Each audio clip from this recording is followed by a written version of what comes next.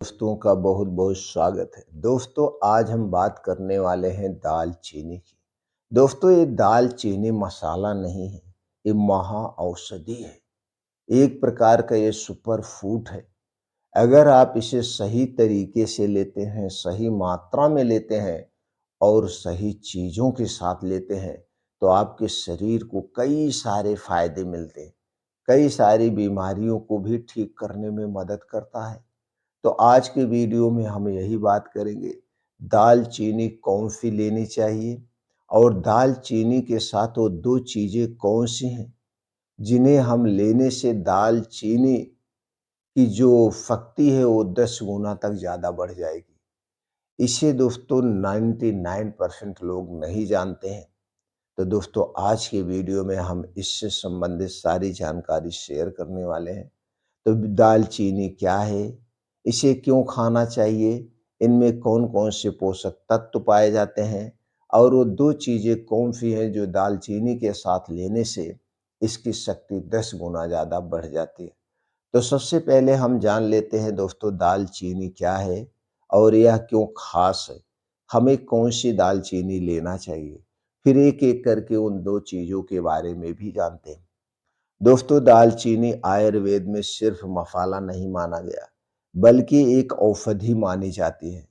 आयुर्वेद के अनुसार यह शरीर को अंदर से गर्म रखती है, पाचन तंत्र को सुधारती है, रक्त संचार तेज करती है और शरीर की सूजन को जड़ से खत्म करने में मदद करती है। लेकिन असली शक्ति तब आती है जब दालचीनी को सही चीज़ों के साथ सही मात्रा में लिया जाए तो। अब दालचीनी आप कैसे पहचानेंगे? दोस्तों मार्केट में 2 टाइप की दालचीनी मिलती है।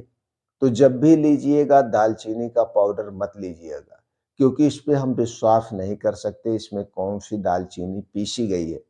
इसलिए दालचीनी हमेशा साबुत लीजिएगा। साबुत दालचीनी में दोस्तों सिंगार वाली दालचीनी, इसको 3 नामों से आप माँग सकते हैं। सिंगार वाली दालचीनी, स्पेशल दालचीनी, पाइप वाली दालचीनी। ये दोस्तों गोल-गोल होती है ब्राउन कलर की और इसका खुशबू बहुत ही अच्छी होती है। इसी दालचीनी को आपको लाना है। आप इसे ला करके धुल करके बढ़िया से सुखवा लीजिए, जब धूप हो और जब बढ़िया से सूख जाए तो पाउडर बना के घर पे रख लीजिए। मसाले में भी प्रयोग करिए, अलग तरीके से भी प्रयोग करिए। तो दोस्तों अब आप दालचीनी के बारे में समझ गए होंगे। अब हम बात करते हैं वो पहली चीज़ कौन-सी है, जो दालचीनी की शक्ति को 100 गुना बढ़ाती है। तो उसकी बात हम करें तो दोस्तों वो है शहद। शहद दालचीनी की शक्ति को 10 गुना बढ़ा देती है, जिससे आपको बहुत फ़ायदा मिलता है, लेकिन शुद्ध शहद होनी चाहिए, क्योंकि शहद शरीर में दवा को सीधे कोशिकाओं तक पहुँचाने का काम करती है। दालचीनी और शहद को जब हम लेते हैं तो फ़ायदा हमें क्या मिलता है? हमारी इम्यूनिटी सिस्टम मजबूत होती है, सर्दी खाँसी में तुरंत आराम मिलता है, पेट की गैस और एसिडिटी खत्म होती है, ब्लड शुगर को कंट्रोल करने में मदद करती है, मोटापा कम करने में सहायक है, दिल और नसों को मजबूत बनाने का काम करती है। इतने बड़े फायदे मिलते हैं जब हम दालचीनी और शहद को साथ में लेते हैं। इसके अलावा दालचीनी और शहद एक साथ में लेने से तो दोस्तों आपका पुराना से पुराना दमा ठीक होने लगता है। आपको दोस्तों पंप लेने की ज़रूरत नहीं पड़ती है, ये प्रैक्टिकली अनुभव है। अब हम बात करते हैं वो दूसरी चीज़ क्या है, जो दालचीनी को और ही फ़ायदेमंद पहुँचाती है। दोस्तों दूसरी चीज़ है, जिसके बारे में बहुत कम लोग जानते हैं या कॉम्बिनेशन लोग नहीं यूज़ करते हैं और वो है काली मिर्च। काली मिर्च क्यों ख़ास है? क्योंकि काली मिर्च में मौजूद है पाइपरीन, जो दालचीनी के तत्वों को शरीर में कई गुना ज़्यादा असरदार बना देती है। कई गुना ज़्यादा दालचीनी की शक्ति को ये काली मिर्च बढ़ा देती है। तो दोस्तों दोनों जब मिलते हैं तब आपको क्या फ़ायदा मिलता है? बंद नसों खोलने में मदद मिलती है, जोड़ों के दर्द में राहत दिलाता है, मेटाबॉलिज्म को तेज करता है, पुराने से पुराना कफ और बलगम को साफ करता है, शरीर को अंदर से एक्टिव बनाता है। इतने बड़े फायदे मिल जाते हैं। अब आपने देखा दालचीनी के बारे में, काली मिर्च के साथ लेने पे क्या फायदा मिलता है और शहद के साथ लेने पे क्या फायदा मिलता है। अगर हम इन 3 चीज़ों को एक साथ लेते हैं, तो हमें क्या फ़ायदा मिलता है, उसके बारे में भी बात कर लेते हैं और बनाने का तरीका भी जान लेते हैं। तो दोस्तों, बनाने का इसका सबसे आसान सा तरीका है। आपको चाहिए 1.5 कप पानी और इसे गैस पे चढ़ा दीजिए। इसी में जो आप दालचीनी का पाउडर बना के रखे हैं, आधा चम्मच डाल दीजिए। आधा चम्मच की बात करें तो 2 से ढाई ग्राम, इससे ज़्यादा नहीं डालना है। मात्रा को विशेष ध्यान देना है, 2 ग्राम से ढाई ग्राम। ज़्यादा ना हो, कम भले हो जाए। और इसी में आपको डालना है 1 चुटकी काली मिर्च। 1 चुटकी का मतलब 1 ग्राम काली मिर्च डाल के अब इस पानी को बढ़िया से पकने दीजिए। जब ये स्लो आंच पे पकते-पकते पानी 1.5 कप पानी 1 कप रह जाए या आधा पानी रह जाए, तब इसे छान लीजिए। छानने के बाद अब इसे आप रख दीजिए नॉर्मल हो जाए। जब नॉर्मल हो जाए, क्योंकि गर्म चीज़ों के साथ शहद नहीं ली जाती है, तो जब ये नॉर्मल हो जाए तो इसी में 1 चम्मच शहद मिला करके आप इसे सुबह-शाम खाली पेट ले सकते हैं। तब आपको बढ़िया फ़ायदा मिलेगा। ये तो पहला तरीका है। दूसरा तरीका क्या है? तो दोस्तों, दूसरा तरीका यह है, आप लीजिए दालचीनी का पाउडर 50 ग्राम और इसी में 5 ग्राम 5 ग्राम काली मिर्च का पाउडर मिला के रख दीजिए। अब दोनों को एक किसी काँच के डिब्बे में रख दीजिए। अब इसी में से आपको लेना है आधा चम्मच पाउडर और 1 चम्मच शुद्ध शहद। दोनों को एक में मिला करके आप ऐसे खा सकते हैं। या तो उबाल के खाइए या तो इसे ऐसे खाइए। लेकिन अगर आप ऐसे ही जब खाएँगे तो इसको क्या करना पड़ेगा, जब दालचीनी साबुत हो तो दालचीनी लीजिए और काली मिर्च साबुत लीजिए। दोनों को एक में भून लीजिए स्लो आँच पे। भून करके तब पाउडर बना के तब ऐसे खाना पड़ेगा। या तो फिर उबाल के खाइए जैसे आपने काढ़ा बनाया, या भून करके पाउडर बना के शुद्ध शहद के साथ ऐसे ले सकते हैं। इस 2 तरीके से जब आप लेते हैं तो आपको सारे फ़ायदे मिलते हैं।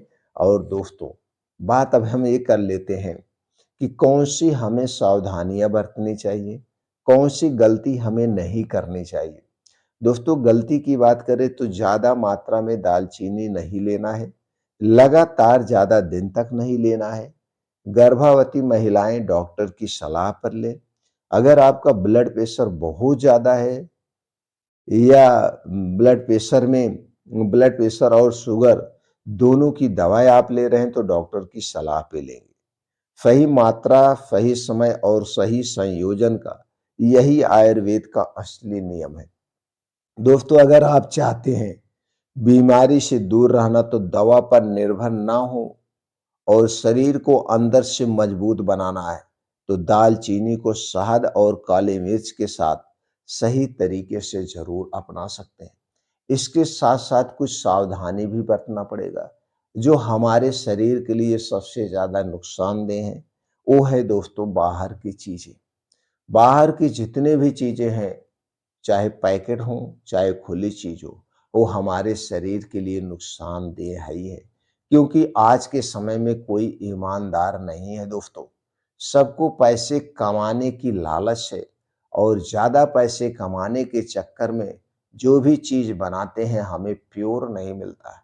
उनमें केमिकल का प्रयोग किया जाता है और वही जो केमिकल है हमारे शरीर में इकट्ठा होता है, जो हमारे शरीर को बीमार बनाता है।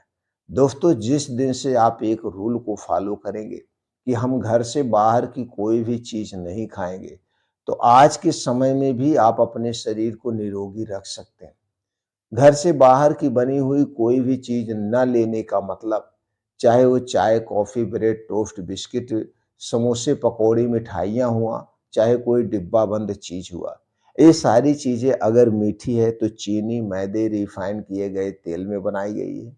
अगर ये तीखी चीज़ है तो दोस्तों इसमें लाल मिर्च या बहुत अधिक मात्रा में नमक का प्रयोग किया जाता है।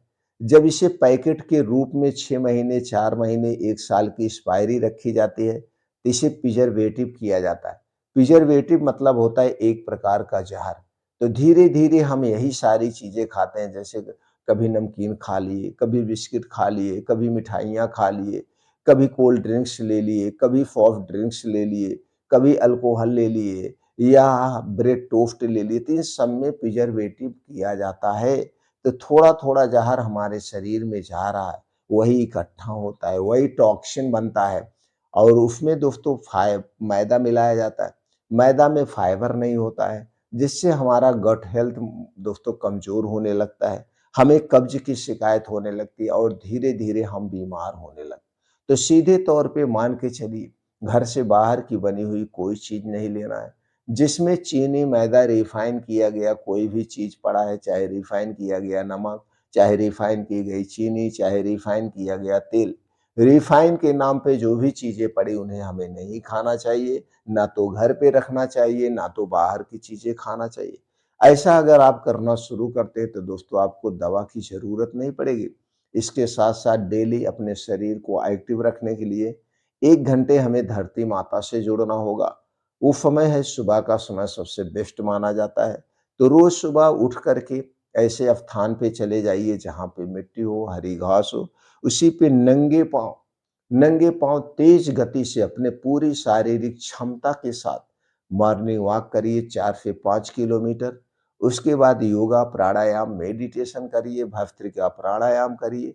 ये सारी चीज़ें जब आप नंगे पाँव मिट्टी पे करते हैं तो दोस्तों हमारा शरीर अपने आप को चार्ज कर लेता है।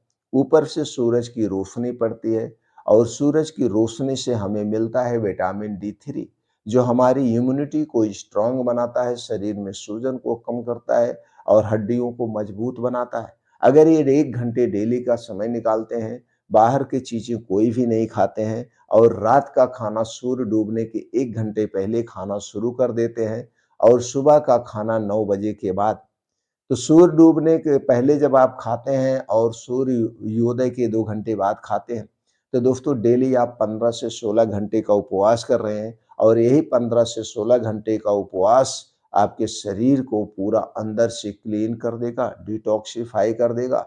दोस्तों आप हर बीमारी से रोग मुक्त रहेंगे। ये दोस्तों हम आपको अपना 40 साल का खुद का एक्सपीरियंस शेयर कर रहे हैं और लोग इसे फॉलो करके आज भी स्वस्थ और निरोग रह रहे हैं। आप भी दवा मुक्त रह सकते हैं। करके देखिए दोस्तों। आप भी करिए, पूरे परिवार के साथ करिए, यार दोस्तों के साथ भी शेयर करिए। अगर हमारे इस